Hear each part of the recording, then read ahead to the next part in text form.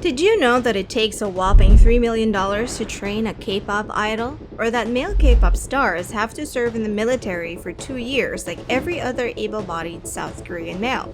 You probably didn't, and that's just the surface. Behind the bright lights and stadium shows lies a system unlike anything else in global entertainment. Agencies invest massive sums into building idols, often starting with children, guiding everything from their diets to the way they speak in interviews. Years of training can pass before a single stage debut, and even then, success is never guaranteed. Actual academic researchers have analyzed this structure because it's more than music. In fact, it's a cultural engine that reshaped South Korea's image worldwide. For fans, K-pop looks like luxury, glamour, and flawless artistry.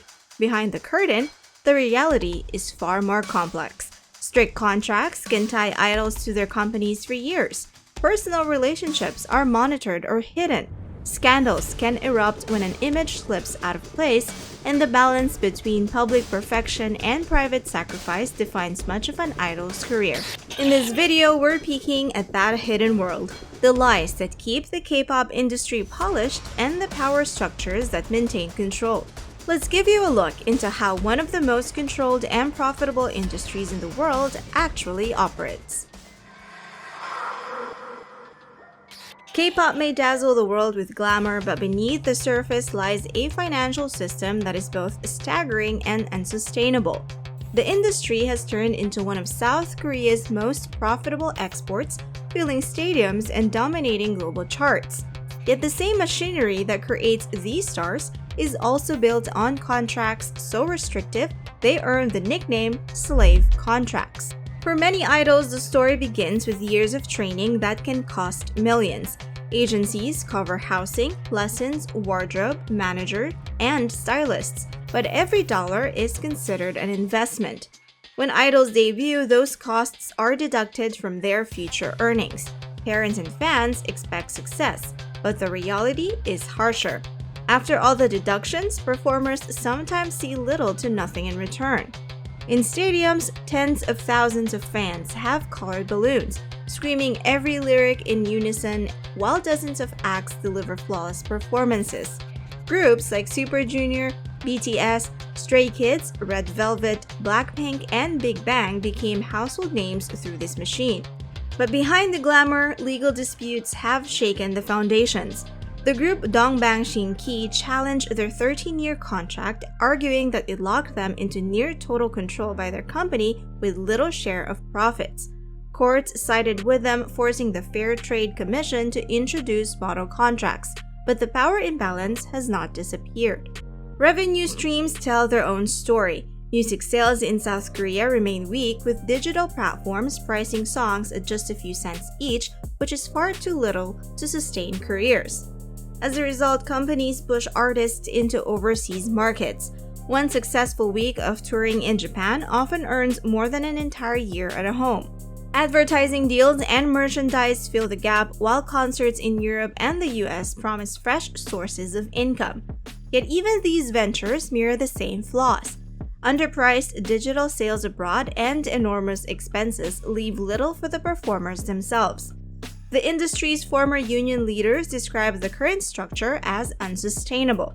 Without reform, idols remain trapped between the image of global success and the reality of financial struggle. Once an idol debuts, the true weight of the industry's control becomes visible.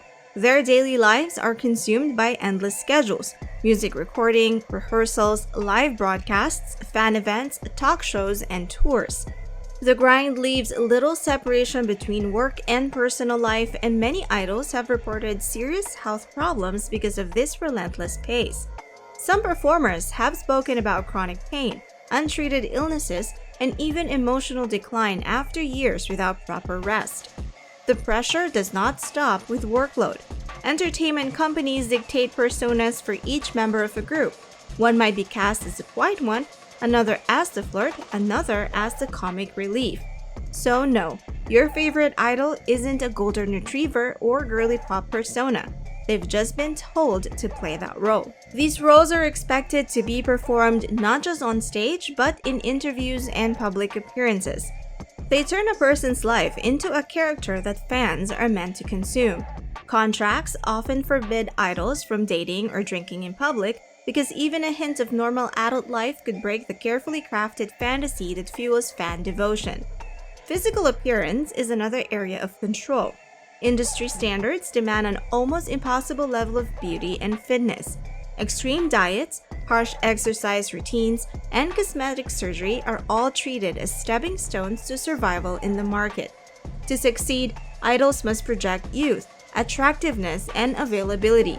At the same time, they must balance modesty and a calculated sexual appeal to keep certain audiences engaged. All of these centers around the power of the companies. Idols are managed as products designed to maintain parasocial bonds with their fans. These one-sided relationships keep audiences investing time, money, and emotion into stars they will never truly know. But these connections can turn dangerous. Some fans cross boundaries, stalking or even assaulting idols, while others react with hostility when a star behaves outside the personality assigned to them. What emerges is a system where power sits firmly in the hands of the agencies. As for idols themselves, they are often reduced to consumable images. Luxury on the surface, but control at the core. In the glamorous surface world of K-pop, idols are often presented as flawless and untouchable. But like other celebrities, their scandals also make it to the public screen. In 2016, reporter Park Hyo-sil broke a story that challenged the perfect K-pop image. Her investigation into singer Jung Jun-young exposed allegations of hidden camera recordings involving his girlfriend.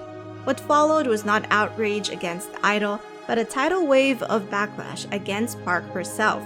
She was branded the villain, targeted with threats, obscene phone calls, and relentless trolling.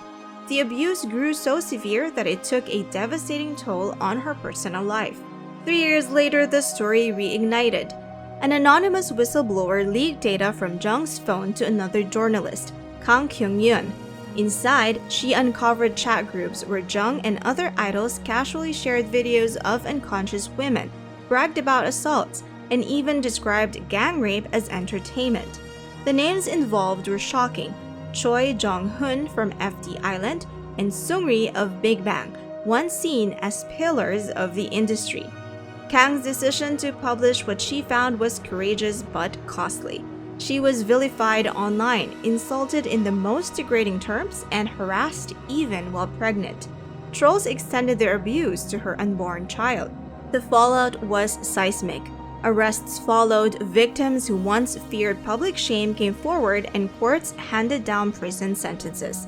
For the first time, K-pop's carefully controlled facade was stripped away to reveal how power and misogyny had shielded predators within the industry.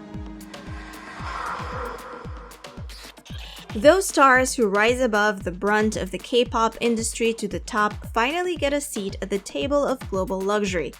The ones who make it big become more than entertainers. They transform into ambassadors of culture and fashion. While the industry demands sacrifices, the rewards for those who succeed can be staggering. Today's idols are not only chart toppers but also human luxury brands. BTS's V and EXO-K's Kai have fronted Gucci campaigns, exuding the sleek elegance the label thrives on. Blackpink's Jennie and Jisoo have become synonymous with Chanel and Dior, while Rosé and Lisa embody Saint Laurent and Celine with effortless sophistication. Girls' Generation's Yuna and IVE's Woonyoung shine as faces of Miu Miu, bridging generations of K-pop stardom. These partnerships show dominance in the cultural imagination that was previously exclusive to Hollywood icons. Where once Hollywood stars like Audrey Hepburn defined style for Tiffany & Co., or Daniel Craig represented Omega, Gen Z looks elsewhere for inspiration.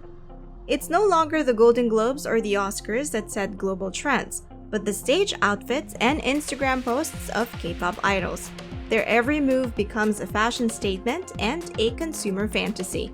More than that, it's a carefully cultivated image of modern luxury. K-pop's glamour is not hollow. Many idols use their influence for causes that extend beyond personal gain. When BTS donated $1 million to the Black Lives Matter movement, their army matched it within days. It was an unprecedented fan-led response that showed loyalty but collective power. These moments highlight how K-pop luxury can channel influence into shaping communities and even activism. In fact, K-pop has also made its way into diplomacy.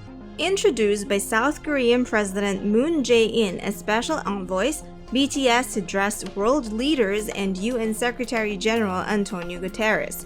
The 7-member group appeared before the iconic green marble backdrop of the General Assembly to promote the United Nations goals for 2030, like ending poverty, preserving the planet, and achieving gender equality. So, K-pop stands at a crossroads of contradictions. On one side, idols inspire millions and champion global causes. On the other, the industry hides darker truths, scandals, and the immense personal sacrifices made by both stars and those who dare to expose them. Together, these two realities form the world of K-pop, dazzling but shadowed by costs that can't be ignored. Power and pressure, fame and sacrifice. K-pop carries both.